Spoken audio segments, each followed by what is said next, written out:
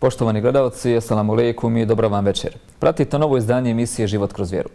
Nakon što smo u prošloj emisiji razgovarali o hidžri sa Elvedinom Efendijom Kliserom, kao naredna tema sama po sebi se nameće Ašura, koja je 10. Muharrema po hidžarskom kalendaru. O ovoj temi detaljnije će nam govoriti Fikret Efendija Pašanović. Fikret Efendija, assalamu alaikum i dobrodošli. Alaikum salam, hvala lijepa, bolje vas našao.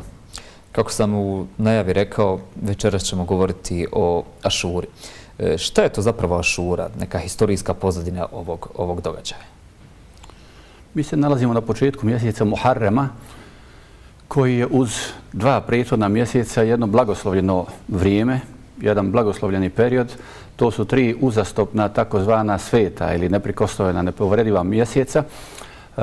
Posebno je značajan upravo ovaj mjesec Muharrem kao mjesec, čitav mjesec, naravno i početak nove hidžarske godine, ovoga puta 1439. Ali, dakle, sam Muharrem je vrijeme koje je Allahov poslanik isticao i za koji u predajama stoji da je nakon ramazanskog posta najviše cijenjen i najviše vrijedan upravo post u mjesecu Muharremu. 10. dan mjeseca Muharrema je dan Ašure. Upravo ova riječ Ašura i dolazi od Ašere, 10. Mi imamo u našoj tradiciji riječ Ašere kad se uči iz Kur'ana. Vjerovatno je to nekada bilo 10-ak ajeta Ašere, sada je to i kraće. I imamo riječ Ušur, ono desetina kad se uzima od nečega. Dakle, Ašir je 10. pa ovo je jedan oblik Ašura, 10. dan mjeseca Muharrema. I on se vezuje u stvari za različite tradicije, za različite događaje, ali ono što je nepobitno utvrđeno u vjerodostojnim tradicijama, u vjerodostojnim hadisima jeste da je Allahov poslanik isticao taj dan, da je preporučivao da se posti i da je ukazivao da je post toga mjeseca jako značajan i jako nagrađen. Spomenuli ste i takozvane zabranjene mjesece. Prije nego što nastavimo o Ašuri, možete li gledalcima za one koji možda ne znaju kazati šta su to zabranjeni mjeseci, zbog čega i šta nije preporučljivo raditi u tom vremenskom periodu? Prije nego što nastavimo o Ašuri. Koncept zabranjenih, svetih, nepovredivih mjeseci je postojao i prije Islama, kod predislamskih Arapa. Riječ haram naravno je zabranjeno, ono što je zabranjeno, nedodirljivo, neprikosnoveno, pa su i ovi mjeseci tako nazvani šahrul haram, zabranjeni mjesec. Mjeseci u kojima je čak i predislamski Arapi uz svo njihovo krivo vjerovanje nastojali su da ne ratuju u tim mjesecima, posebno, dakle da ne krše odredbe mira, da ne ratuju. Naravno, oni su to često izvrgavali suprotnosti. Dešavalo se da taman započnu rat, ne završe ga, dođe neki od ovih mjeseci i onda su pribjegavali različitim varkama. Čini nam se naivnim, ali mi često tako u stvari postupamo poput njih. Naime, ako je trebao doći mjesec Muharrem, a oni nisu završili rat, oni kažu, neka ovo sada bude Safer, pa kad završimo rat, neka onda bude Muharrem. Naravno, sa poslanstvom Muhammeda a.s. on je rekao na čuvenom onom oproštajnom hadžu da je vrijeme došlo na svoje i da više nema promjene, da nema više pomjeranja. I mi često pribjegavamo različitim trikovima. Uglavnom, riječ haram, dakle, znači nepovrediv, neprikosnoven i u ovim mjesecima se ljudska djela dobra daleko više cijene nego u drugima, a i loša djela također su pod navodnicima cijenjenija, tako da treba dobro paziti. Samo, evo ovaj mjesec, dakle tu su mjeseci Zulkade, Zulhidža i Muharrem kao mjeseci hađa i četvrti od njih je Redžeb koji je malo odmaknut od njih. Sam Muharrem i njegovo ime, mjesec u kojem se upravo nalazimo, prvi mjesec hidžarske godine, također nosi ime koje ukazuje na ovo. Muharrem također znači zabranjen. Dakle, on je dvostruko zabranjen, spada u 4 ona odobrana posebna mjeseca, a i u imenu sadrži to da je on zabranjen. Kad se kaže zabranjen, misli se da je zabranjeno u njemu činiti zabranjeno i u drugim mjesecima, naravno, a posebno u ovima, dakle, da je svijet neprikosnoven, nepovrediv, da ga treba uvažavati i poštovati kao posebno vrijeme. Spomenuli ste poslanika Muhammeda a.s. Kako je u njegovo vrijeme izgledalo obilježavanje Ašure, odnosno kako je sve to počelo? Postoji mnoštvo predaja o Ašuri, ali kao što sam kazao, one vjerodostojne to vezuju za dva momenta. U nekim, dakle, vjerodostojnim, autentičnim predajama stoji da su predislamski Arapi, stanovnici Meke, obilježavali dan Ašure, izdvajali ga i da je i Muhammed a.s. još u Meki postio taj dan. Dakle, to je nepobitno utvrđeno u predajama. A druge također vjerodostojne predaje kažu da je to učinio kada je došao u Medinu i kada je se susreo sa tamošnjim stanovništvom jevrejske vjere, jevrejima, židovima, koji su obilježavali taj dan, da je Muhammed a.s. tada počeo to prakticirati. Naravno, ove predaje bi trebalo izmiriti, ali jedni i drugi su vjerodostojne. Dakle, imamo moment da je obilježavao taj dan, ali ga je i na jednom i na drugom mjestu obilježavao postom. Čak je taj post u prvo vrijeme, dok nije propisan Ramazan, bio obavezan. Dakle, to je jedini obavezan bio post u islamu, a kada je propisan ramazanski post, onda je to svedeno na dobrovoljnost. Interesantno je ovdje možda spomenuti odmah kada je ove predaje koje se vezuju za Medinu. Kada je Allahov poslanik došao u Medinu, tamo je zatekao naravno pripadnike drugih vjera. Dakle, hidža je bila izlazak iz uskih lokalnih okvira u šire, u možemo globalne okvire. Muhammed a.s. i prvi muslimani su se suočili sa pripadnicima drugih religija koji su bili rijetki u Meki i naravno vidjeli su Jevreje da oni obilježavaju taj dan. To je jako interesantno.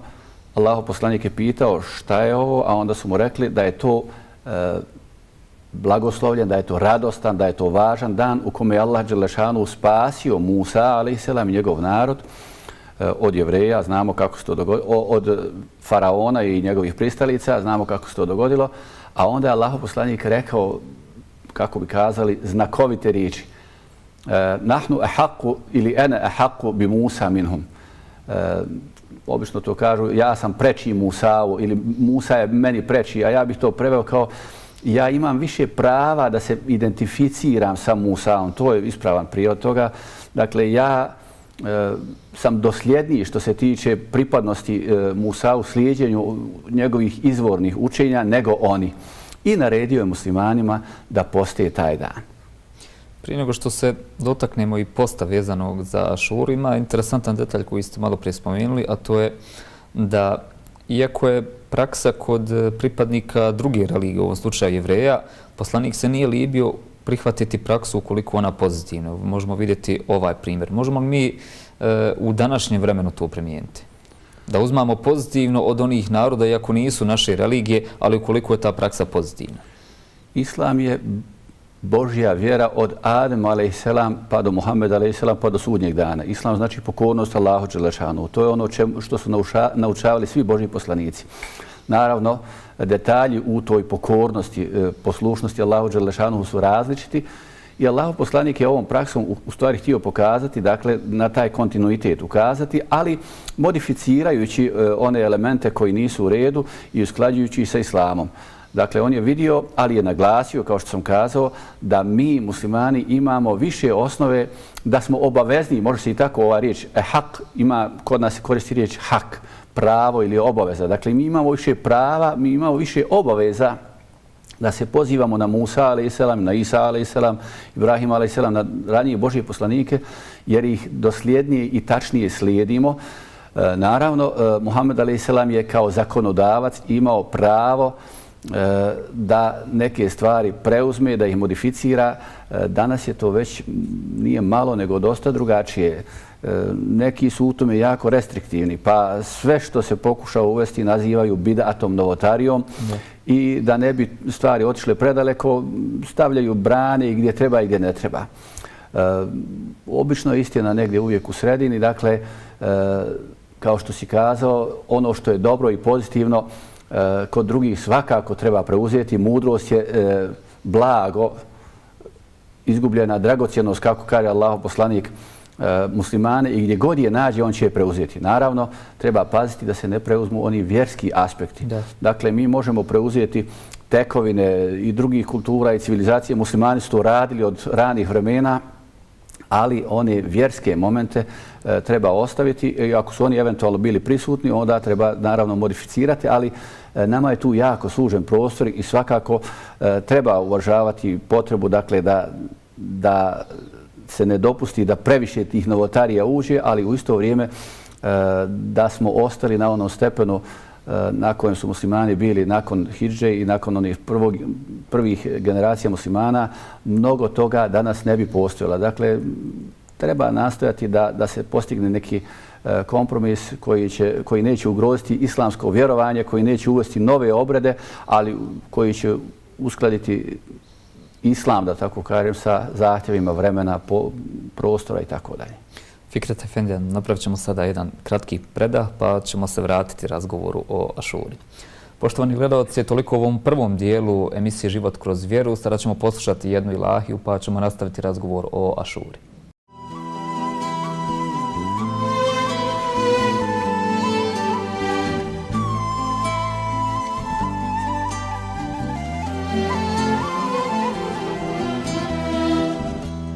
Nošen vjetrom plešem gorim, ašk mi moje tijelo smori.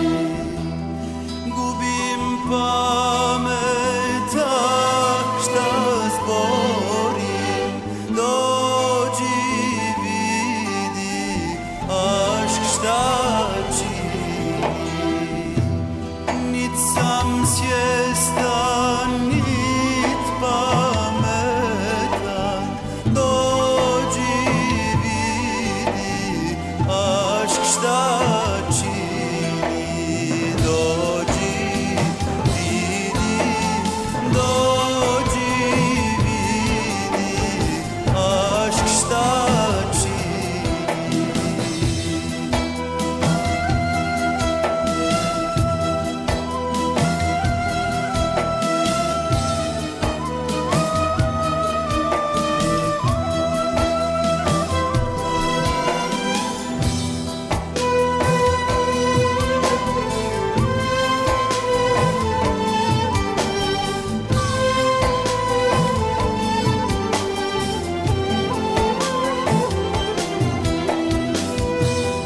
Čah kad kao lahor pirim, čah kad krila nebom širi, čah kad koval na pučini, dođi vidi, ašk šta čini. Nit sam svjestan, nit pametan, dođi vidi, ašk šta čini.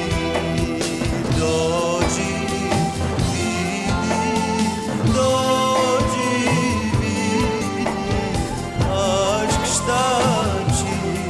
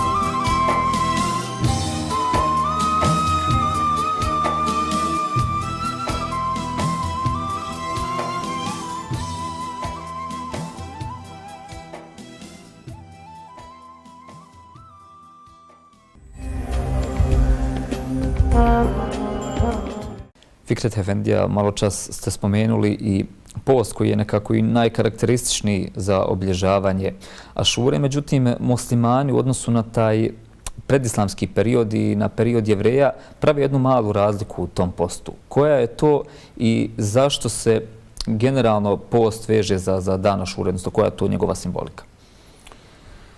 Pa post je jedan od uzvišnih vidova zahvalnosti Allahu dželešanohu i na blagodatima. Nije dakle post samo ustezanje da bi se čovjek mučio, nego da bi iskazao zahvalnost. Mi znamo da u Ramazanu se odričemo hrane, pića, pušenja i drugih užitaka od zore pa do zalaska sunca da bi iskazali zahvalnost Allahu dželešanohu.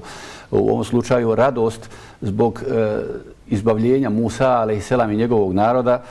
Jevreji su dakle to iskazivali, a muslimani su im se u tom pridružili, naravno postojeći na islamski način. Post je stara ustanova, ona je postojala i prije i svakako Allahov poslanik je i tu nastojao, a to smo govorili u prethodnom bloku, da iako insistira na kontinuitetu, da se uvedu neke razlike, da se napravi distinkcija. Pa je na primjedbu nekih kako i Jevreji postoje taj dan, čak ima predaja da i kršćani postoje taj dan, možda u to doba, dakle to je bilo isprepleteno. Allahov poslanik je rekao, ako budem živ sljedeće godine, postićemo dan prije ili dan poslije, međutim predaje kažu da nije bio. Dakle, to je se dogodilo pri kraju njegove misije i iz toga islamski učenjaci izvlače zaključak, dakle da bi bilo dobro uz taj dan Ašure postiti dan prije ili dan poslije, neki kažu i dan prije i dan poslije, da bi se napravila razlika. Naravno, neki kažu da je sasvim dovoljno, da obzirom da je riječ o dobrovoljnom postu na fili, onome što je mustahab, što je pohvalno, lijepo, poželjno, da je dovoljno i ako se samo taj dan posti, tako da tu nema nekih velikih ograničenja.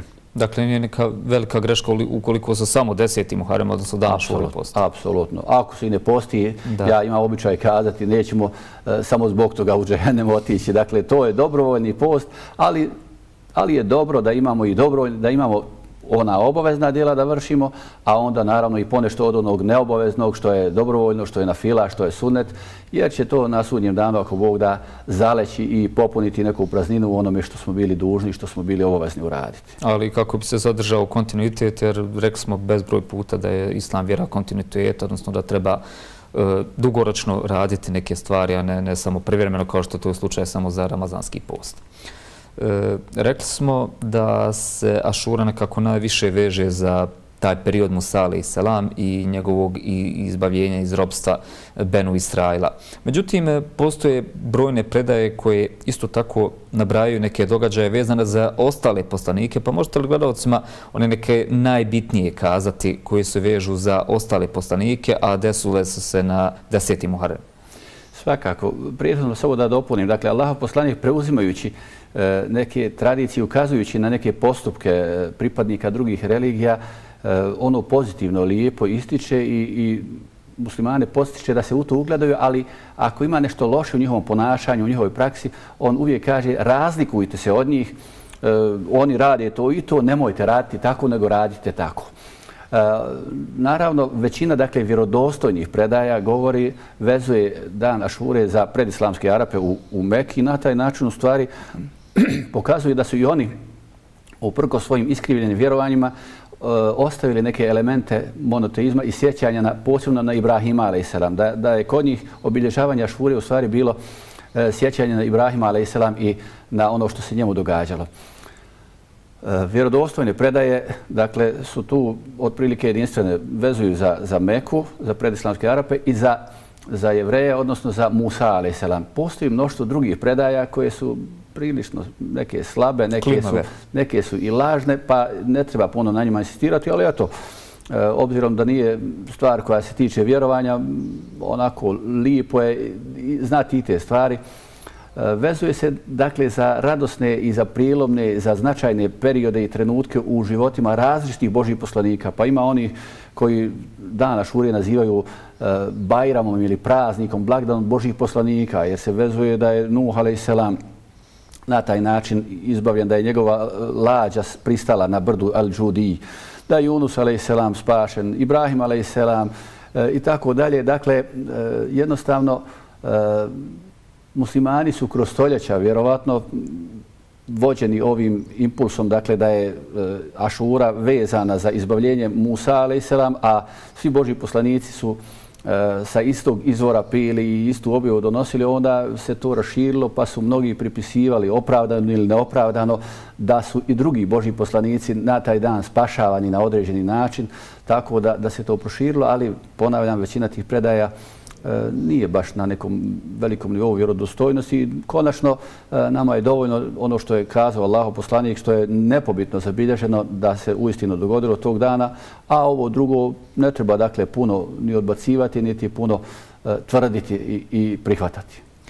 Postoji, nažalost, jedan tragičan događaj koji se veže za 10. Muharem, a to je bila bitka na Kerbeli. O tome ćemo razgovarati u nastavku emisije, ali prije toga pogledat ćemo kratki marketinški blok, pa se vraćamo emisiji Život kroz vjeru. Cijenjeni gledalci, vraćamo se emisiji Život kroz vjeru. Večerašnji naš gost je Fikret Efendija Pašanović, a razgovaramo o Ašuri, odnosno 10. Muharremu.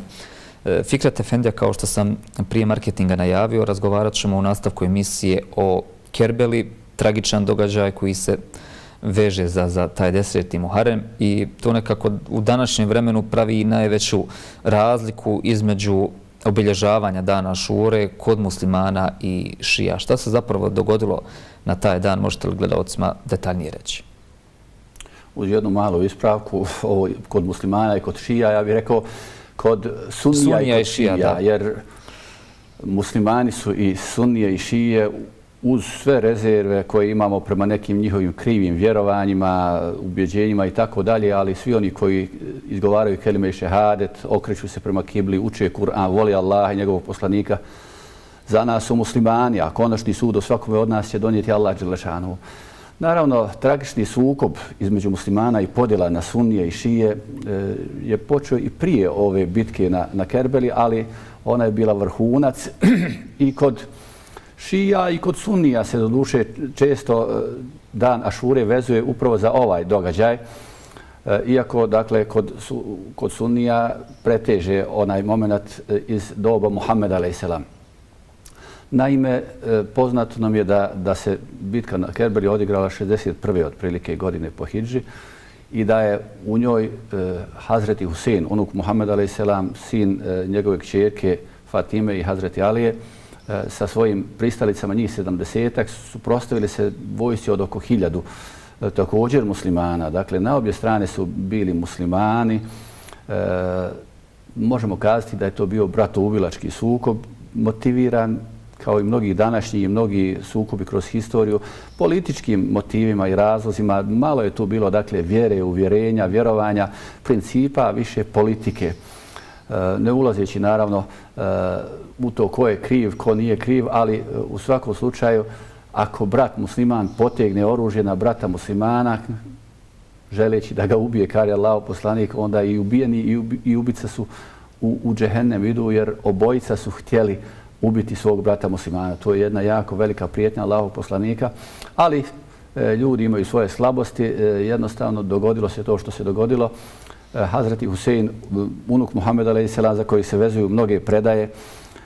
Znamo kad je on i Hazreti Hasan, njegov brat, kako ih je Muhammed a.s. volio, uzimao, čak je puštao da ako su nekim slučajem došli pa na namazu ga omeli, pustio ih da očefe, nije prekidao namaz i tako dalje. U toj bitci je poginuo. Naravno, s rezervom, ja pripremivši se za ovu emisiju, malo sam razmišljao i kad spomenemo Hazreti Hasana i Huseina, odmah nam slika tako te male nevine dječice. Međutim, Hazreti Husein je tada imao 58 godina. Dakle, više nije bio ono dijete koje mi projiciramo uvijek tu sliku. Ali u svakom slučaju i dalje bio pripadnik porodice Allahovog poslanika, Ehli Bejt, i mi muslimani, a evo kazat ću mi muslimani sunnije, osjećamo ljubav i privrženost i porodici Allahovog poslanika i ashabima i svim muslimanima. Smatramo da su ljudi, da su griješili i na jednoj i na drugoj strani, ali konačni sud prepuštamo Allahu dželešanu. Uglavnom, taj tragični sukob se odigrao u mjestu zvanom Kerbela u današnjem Iraku i Hazreti Husein je poginuo. Naravno, Ta pogibija je bacila sjenu žalosti i tuge na ovaj dan koji je primarno dan radosti zbog izbavljenja Musa a.s. i njegovih sljedbenika od faraona i njegovog zla i terora. Ali, dakle, muslimani, pogotovo oni šijske provenijencije, danas prilično žalosno, tužno, čak i pretjerano često doživljavaju taj dan sa različitim predstavama, sa različitim postupcima koji su za nas nepojmljivi i neshvatljivi, ali ponavljam, to je nešto što mi kao ljudi ne trebamo osuđivati. Možemo se distancirati od toga i ne činiti to, ali konačni sud pripada Allahu dželešanu. U svakom slučaju, dakle, mi volimo Allaha dželešanu, volimo njegovog poslanika, volimo porodicu poslaniku, volimo ashabe i prisjećamo se svakako i mi, dakle, sunnije i ovog događaja, ali prvenstveno za nas je Ašura, dakle, dan koji je Allahov poslanik postio, koji je obilježavan kao sjećanje na Musa a.s. i njegovo izbavljenje, pa ako hoćete i na izbavljenje i spasenje i drugih Božjih poslanika i njihovih sljedbenika. Vratit ćemo se malo na obilježavanje dana Ašure u Bosni i Hercegovini. Kada se šira slika uzme u razmatranje, u BiH govorim, nekako se stekne dojam da više sljedbenici sufijskog pravca daju važnost obilježavanju ovog dana Ašure. Zašto je to tako? Pa sufije ili derviši ili islamski mistici, kako i neki nazivaju, imaju inače sklonost prema tim nekim duhovnim dimenzijama, malo naglašavaju taj aspekt više i mnoštvo tih predaja je upravo preneseno u njihovim krugovima i o prethodnim Božjim poslanicima i Ašuri i tako dalje. A većina tih derviških ili sufijskih redova je nastala na područjima pod uticajem šiizma ili iranske te kulture i tako, perzijske, tako da se vjerovatno zbog iz tih razloga prenijelo dosta tih elemenata kod njih, ali dakle, pošto je to neodvojiv dio islama i muslimana, pogotovo ovdje na našim prostorima, onda se to svakako prenijelo.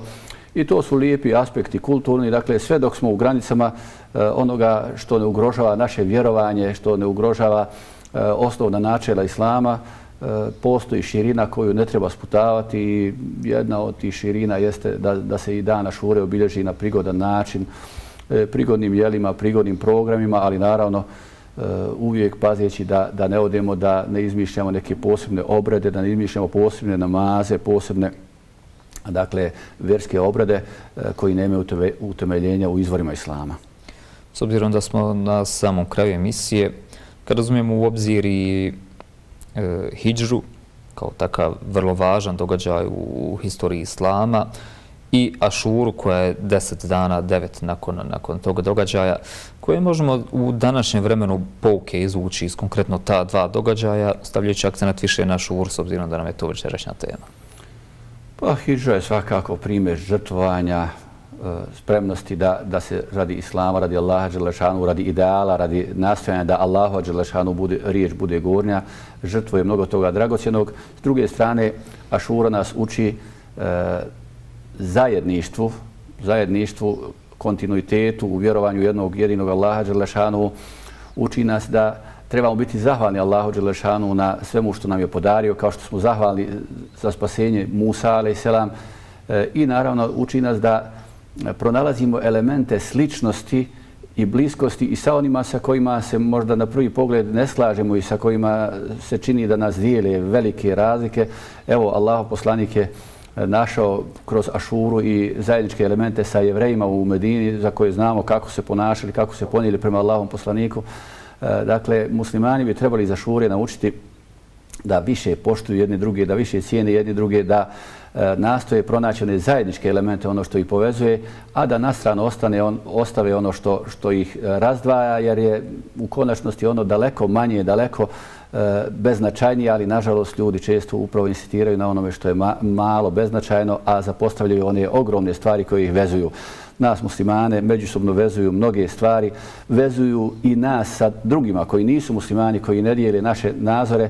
Sitnice nas dijele, ali eto, često te sitnice dajemo im prednost jer one su atraktivne, one one nas izdvajaju od nekoga, a Islam nas uči da insistiramo na krupnim stvarima, na bitnim stvarima. Fikret Efendija, hvala vam na izdvojenom vremenu i što ste nas podučili i podsjetili na one stvari koje smo možda zaboravili, a vežu se za 10. Muharem, odnosno Dana Šure. Hvala vam. Poštovani gledalci, pratili ste još jedno izdanje emisije Život kroz vjeru. Vidimo se naredne sedmice u utorak u 21 sat. Prijatno.